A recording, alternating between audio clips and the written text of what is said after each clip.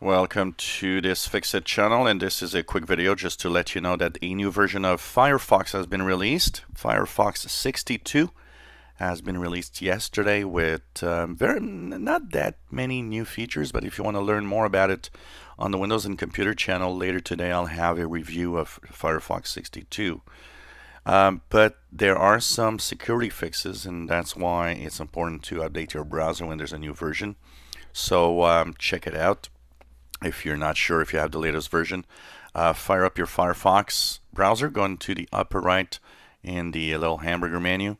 There, go into Help and go into About Firefox. You'll see the version you have. You should be at 62.